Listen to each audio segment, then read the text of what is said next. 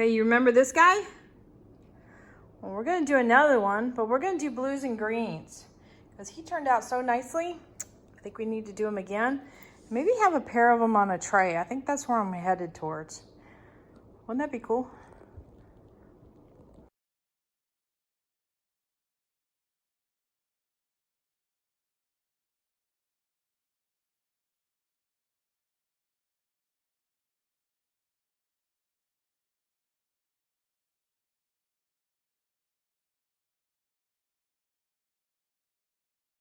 Howdy, howdy, this is Clara Lawrence. All right, I did this piece recently and I'm super happy. I gotta zoom in a little bit because he just looks amazing, I think. You see all the little details that are in them? And I like how it blends around. And I ran a skewer through them. It gives a little bit of motion in there. I'm gonna try and duplicate it, but with blues and greens. I think the pair of them in a tray would be really nice. But I gotta get the other one done. So let's get started. Okay, so I got this mold somewhat set up, meaning I've got resin in here. It's allowed to sit for a little bit, bringing the bubbles up to the surface. I usually recommend that you don't apply heat to the molds is to not deteriorate the mold or hurt it. I know a lot of artists will touch it with a little bit, just ever so briefly with the heat just to pop the bubbles, and I did do that. So work on your side of discretion on that part. I got called out by a friend of mine, but she was like, don't do the heat as I apply the heat. So I just wanted to talk a little bit about that. And then what I also do is I go around with my skewer. Oh, you can tell the resin is starting to thicken up so nicely. I run the skewer around the edges a little bit just to encourage any bubbles to come up. And do it ever so gently because you don't want to scratch up your nice little silicone mold because they are fragile. And what that does is if you've got bubbles hanging on there, it just encourages them to let go of that edge and come to the surface. So I'm gonna do that, and it also helps resin to get into all the little nooks and crannies because there is definitely a few of those in here. But if you've done any kind of silicone molds that have like a lot of details, like for example angel wings, you can have a lot of feather details in there, or like engraving looking scroll work and things like that. You can get bubbles attaching to all the little bitty details. So one way to help is to use a casting resin, which has a natural degassing agent in there, and it encourages the bubbles to come to the surface, or I guess eliminate bubbles. I don't know how it works exactly. But if you don't have a casting resin, you can pour in layers, wait for the bubbles to come up, pour a little bit more, wait for the bubbles to come up. Or just, you know, I've only done probably about that thick as far as a resin pour, so it's not really thick. Okay, so on to the fun. So I've got colors of blues and greens. I've got a very, very light, like limeade color, because I started off with a light color in the face before here, and then I brought it in a little bit later in here. So what I did is started with the super light, and I also started with super dark in here, and then had like a dark contrast color in here, so that way the face would really stand out. So I'm gonna do that again, have the lighter greens in here, the black in here. I've got a black color also, and then bring in the dark blues. So that way that lime really stands out. And then I might use the lime again in the belly area, or I guess not really belly because it's more like the oriental dragon, so it's more snake-like.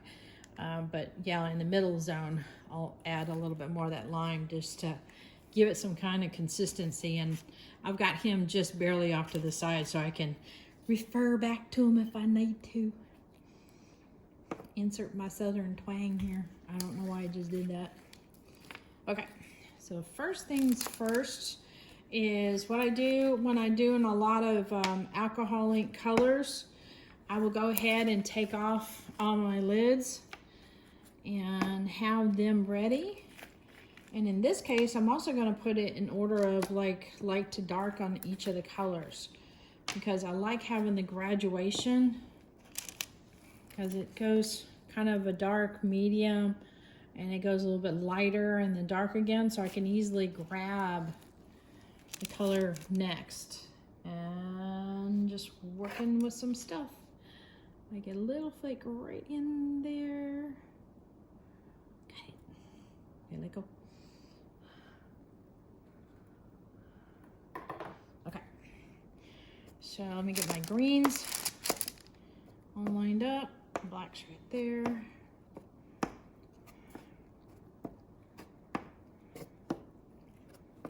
All right, I think we're good. All right, so let's start off with green. Right in the tip of the nose. And a little bit on the bottom here. I almost wonder if I should bring in some yellow. This is why I don't post colors right in the beginning, because I'm always changing my mind right on the fly. I'm gonna add a little bit of yellow right in the beginning. I think that might be important. Okay, so I'm gonna put a little bit of green. This is a darker, slightly darker green on the outside edge. And then going a little bit inside just so it can blend. You see my little mutant nozzle? It kind of came like that. The poor little thing. Okay, so now I'm going to switch tack, and I'm going to put some black right here at the crest. Let's see, I'm trying to look at my other one to see if I need to do it over here. I think I do. Okay, now we're gonna go with some darker blues. I think this is an indigo color. So it's kind of got that blue purple. I don't know if it'll get in there or not. The color will seep in. I'm gonna also encourage it with my skewer a little bit later on. Okay, gotta add order real quick. All right, I'm gonna bring in a little bit of a blue here, just to kind of close that gap. So that head is nice, a nice blend there. Okay, now what I wanna do, and this sounds weird, let's see.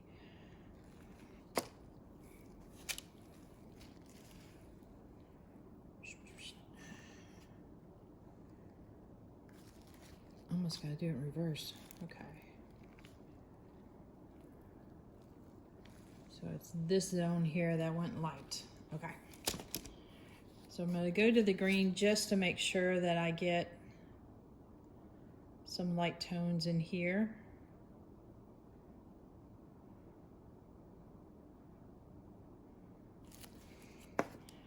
Because the colors, the darker colors can take over. And this yellow will just really help it stay nice and bright.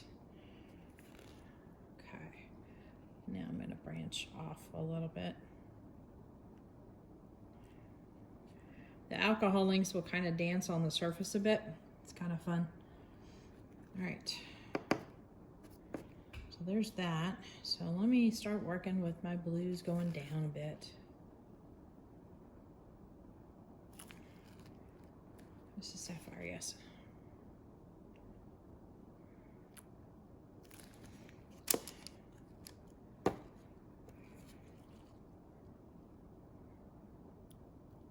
Oops. I think my nozzle is a bit busted up here. Okay.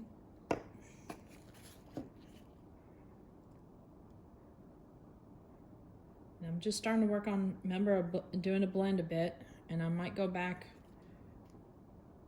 and backtrack it just to create that blend a little bit better. All right.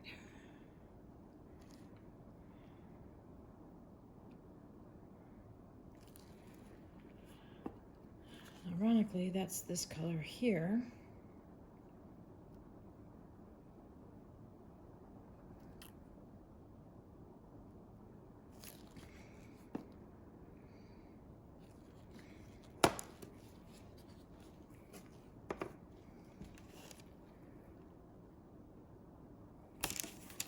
One of my alcohol inks just tipped over, and I wanted to make sure the original dragon didn't get hit, or else I have to go clean it up real quick.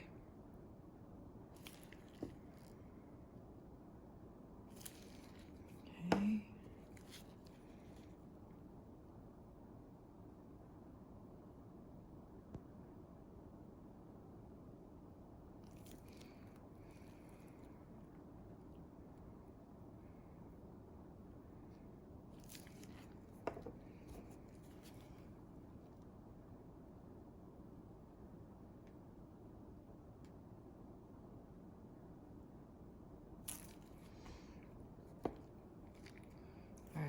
Do here is I'm going to jump to the black, so I want to make sure black gets into some of these little nooks and crannies, and it has this black, you know, the edge is taken care of, and then that way I can blend the edge to the next level with pretty easily, or the end I should say.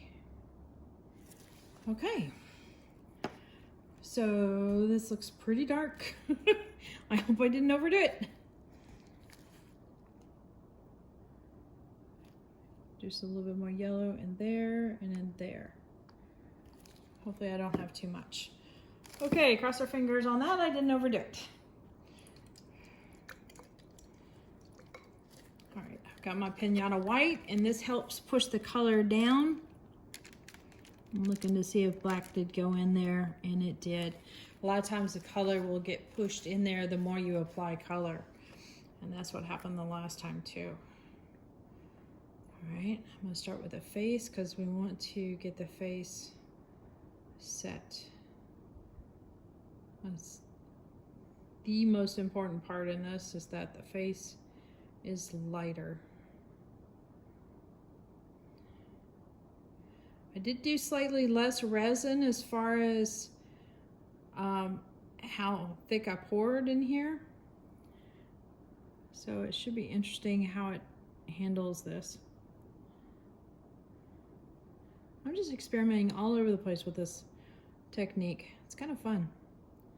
And I warn you, if you go into doing this, it's addicting because it's just fun.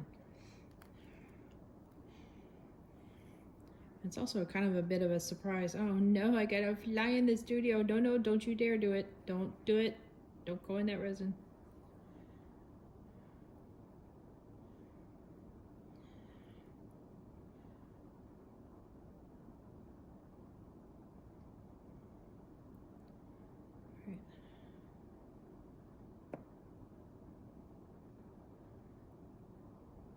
Looks like it's still holding the lighter color there. So you can see it come into the surface when I place the white. So yay.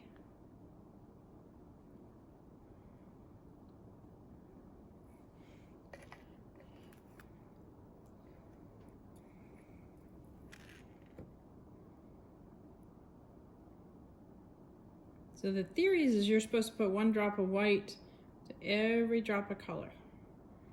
However, I didn't count my drops, so I am guessing.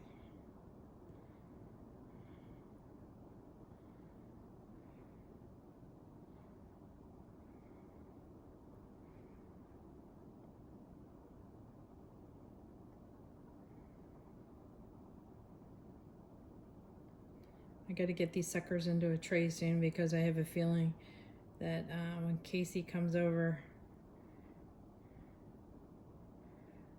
she's my like adopted daughter kind of thing. That's why I told her, I'm like, I'm adopting you. I need a daughter. But she's also my D&D buddy and my fellow art buddy too. But she's gonna see these dragons and go, I want those. So I gotta get them in a tray soon.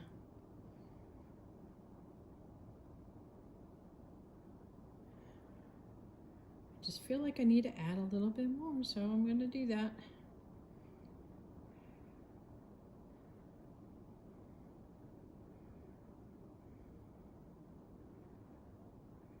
Okay. And sometimes doing alcohol inks, when it's cured, the resin will come off almost a little bit soft. See how this is still bendable? But after a while, it will harden up.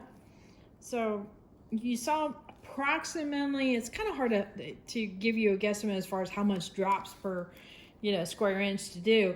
But if you get carried away, it does change the chemistry of the resin. So keep that in mind. But I think I'm going to stop here. I think we have plenty. And let me clean up my paws because I got a lot of white on my fingers. And I'm going to get it all over my camera when I bring it in for a close-up.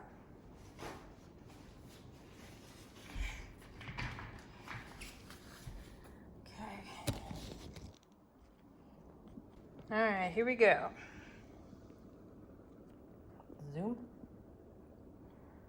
So hopefully that's staying nice and bright in there.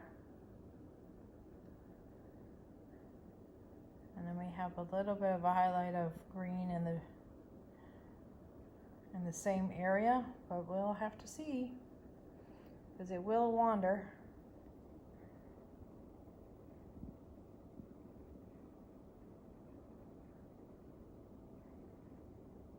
And then hopefully the black will stay at the very edges, or I should say the very tips. All right. Until tomorrow.